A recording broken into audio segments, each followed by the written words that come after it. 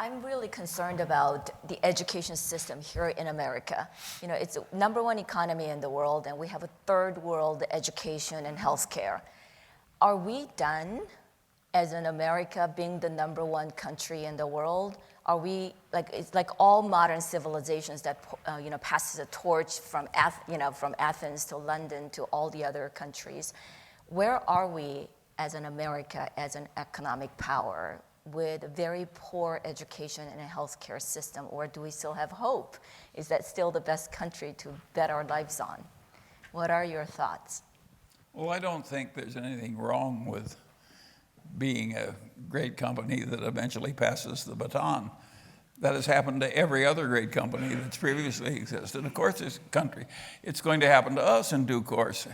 It's as natural as saying that everybody has to die. Great companies have to wane and other companies become great companies. That's just the way the world is. And I think that the place we've all lived and the time we've lived in has been the easiest that any group of humans ever had. So those who found it difficult, all I can say is everybody else has it worse. It's been a very easy period based on what our ancestors had. Imagine having half your children die in your presence, which happened to like all previous generations. Think of the agony that that causes. And there's just all kinds of agonies like that. I was reading a biography last night of Winston Churchill, another one, and it described the death of his mother. You know how Winston Churchill's mother died? She fell on the stairs. This will please all you old people. She broke her leg. In the course of fixing her leg, they got it infected. In the course of cutting off her leg, because it was infected, they mishandled it in some way, and an artery burst, and she bled to death. And that was just routine in the old days. The people died needlessly, and what was she, 50 years old or something like that? And just unbearable agonies. And of course, so we had this enormous wealth creation in our lifetimes, and in the best country in the best place. I mean, we really had it the best. It was still pretty hard at its worst moments, as we can all attest. But I don't think you should worry about the fact that some other country is going to be more powerful. Of course that will happen. It'll happen after I was dead. I don't think it's going to bother me very much. Okay, so we're safe. What do you think, Mayor? Well, I think California is the wealthiest and the most difficult one to live in because the taxes, the cost of the atmosphere, the cost of gasoline, of everything is crazy. And sure, we're getting wealthy people from other countries are coming over here regularly, particularly the Chinese and others, but I really fear in the long run how we're going to do here. Now, what I tell everybody, I'll be 89 next week.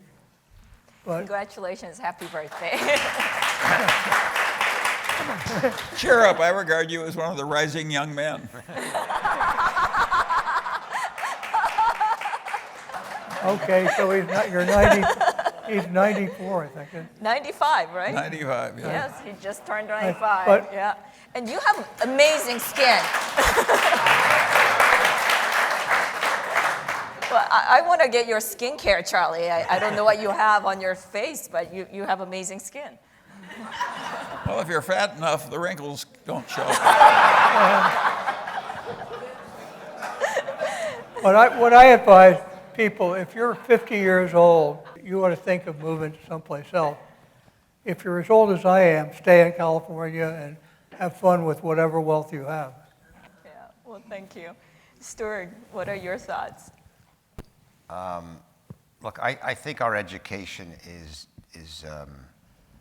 sort of bifurcated. That we have the best universities in the world. Yes.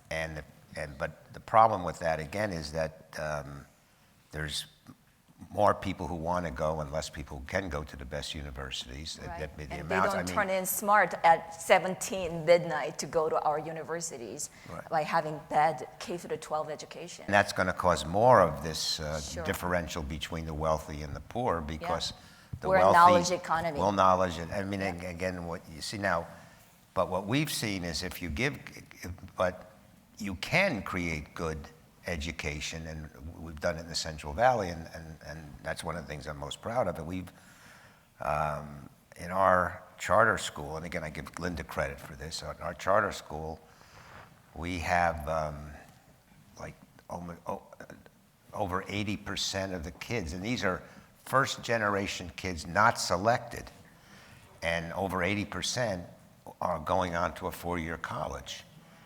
And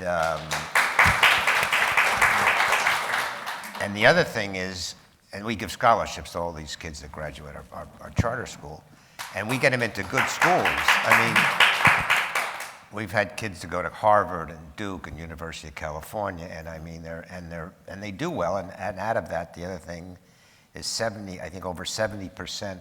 So what is it? 75? 75% of our kids finish the 4-year college in 5 years, which is unheard of. This is first generation kids. So what I'm saying, this can be done. It just takes a lot of effort, and it's not just money. It's not the money. It's really understanding. It's running it like a business, and so we've focused on that. So that can be done. However, the problem is those opportunities aren't available for all. I mean, in the inner city, it's selective, and I don't have the answer, but it's certainly a problem. But as far as us not being, I agree with Charlie, it's not that important to be the #1 country in the world, and it will cycle. Mm-hmm. And we've been in it for a long time, and again, I don't know how we think we can, over the long term, compete with China, who has, 4 or 5 times the number of people. Sure. And I've had a lot of experience. I've been doing business in China since 1985. We had factories there. And let me tell you, those people work hard and have now an expectation of just, their expectation against what they're willing to do to make it is much different than what's happening here in the U.S. Well, how do you feel about our governor saying that he's going to vote to have that charter schools are not allowed in California? Well, hopefully he won't do that. He's told us he won't. Now, well, let's see what happens. I would told think it'd you be he a won't? terrible thing. Yeah. Okay. I mean, that was before he was elected. So What? I said before he was elected. Oh, before it's like that. Yeah, well, teachers' unions are so powerful, Yeah. so he had to do it political reasons. So since we're talking about politics before the dinner, let's finish the politics conversation. I think, Charlie, that's your favorite subject. It's not my favorite group of people.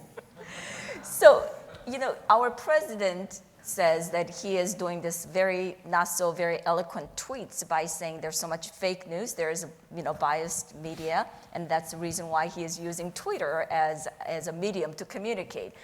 A lot of his tweets makes us a little bit cringe, but also we have so much biased in media and news out there. Where do you get your information? Where do you get your accurate, unbiased news?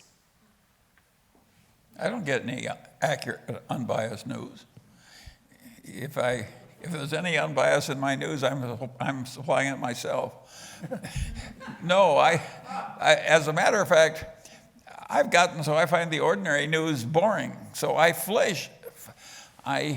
switch from one idiot to another. And since we have one on each side of every issue, it's more interesting, and I'm you old, like and I biased like the news. blood to stir a little, and so I never go near the ordinary news. I go where these biased people are talking. But I listen to all of them. They're colorful. Sure. So it's research when you listen to all of them. Yes, and they're witty in kind of a nasty way. I imagine calling Elizabeth Warren Pocahontas. You may not like Donald Trump, but he has a genius for rhetoric. Nobody has ever done more damage to another human being with one little pet name. Pocahontas.